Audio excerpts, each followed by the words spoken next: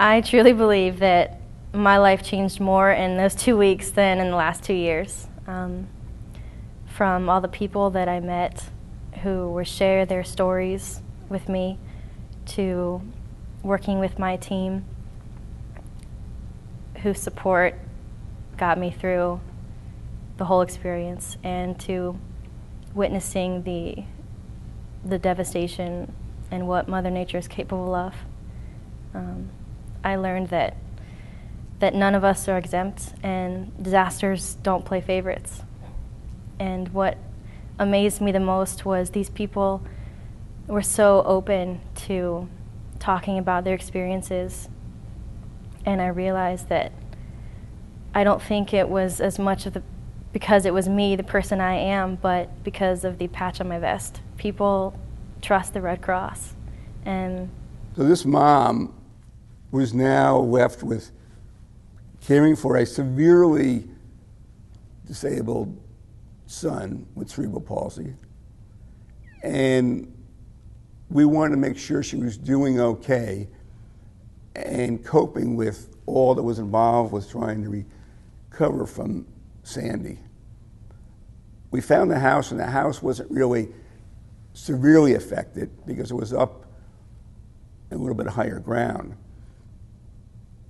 My partner and I, because we always go out in teams, introduced ourselves to this woman, and she invited us in and invited us back to meet her son, who was in bed on oxygen in a hospital bed requiring electrical hookups for mattress that kind of moved back and forth to prevent bed sores.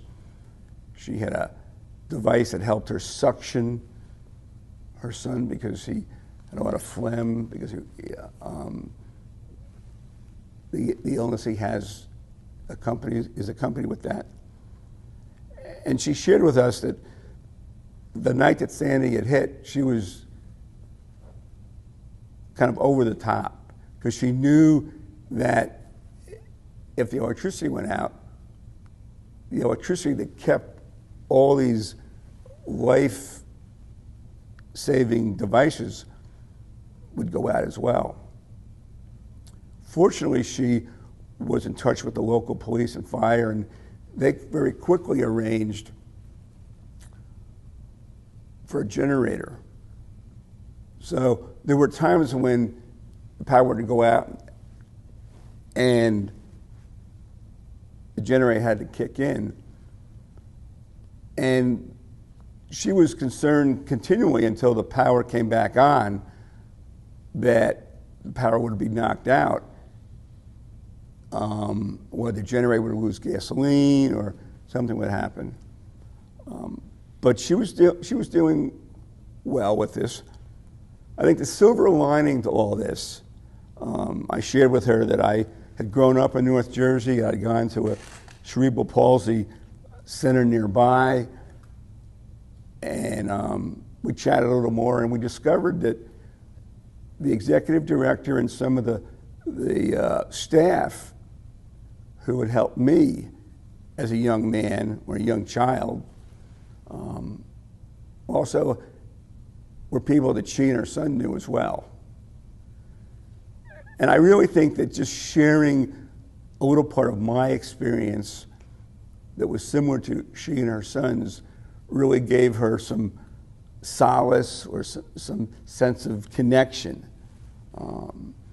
And I think it's little things like that sometimes that people need to hear about or just experience, to give them a little bit of a way to say, yeah, I can get through this too.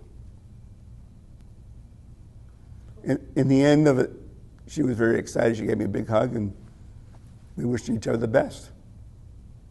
It is a weird situation knowing that you're going to jump into a truck with a perfect stranger and go on a road trip. I have trust in Red Cross volunteers. I've done it before. I had another gentleman who was my partner when we went to Columbus for the power outage. You go in with an open mind and a trusting heart and hope everything works out. One of the first things I do is call my husband or text him and I say, I have a good Irv husband. And then he doesn't have to worry, because it's a partnership, it's a commitment to each other, it's like having your spouse in the truck because you're together 16 hours a day. Well, as Irv drivers, we were primarily there to pick up food from the kitchen, deliver it to a location, or do mobile feeding, which is where we hand the food out the window of the truck. Sometimes the Irvs are used to carry supplies, cleaning supplies, bulk distribution, but we were always handling food on this deployment. We would stand around in the cold at the kitchen for a couple hours waiting to get loaded up, and they would send us somewhere, and we'd go back to the kitchen and they'd give us a new route and we'd go out again. So we did a lunch run and a dinner run every day. Some days we didn't get home until 11 p.m. My story from Staten Island is a little different than Lynn's, in that we were just briefly there serving meals to people who were in pretty bad shape. And it wasn't long after we were there that there was a knock on the door. And one of the residents came up and said, "Would you like some coffee?" And I was just amazed. I said, "Well, yeah." She said, "I'm sorry, it's going to be decaf and instant." And I said, "That is so wonderful." And she brought us some hot coffee. You know, in the midst of all this suffering, these women, this person was interested in making our being there a little more comfortable. And that was really great. We mentioned that we also had some helpers. Red Cross had some helpers from the kitchen who went out among the project and asked, not the project, but among the housing there, and asked if there are people who couldn't get to the truck to get food, and then they would get the food and deliver it to those people. It's always an awesome experience because you're helping people. It's wonderful because you're hands-on helping people. It's not sending a check. It's actually putting food in a container, filling it with a meat and a vegetable and some fruit, and handing it to somebody who needs the food. That's incredible, and it's a great feeling.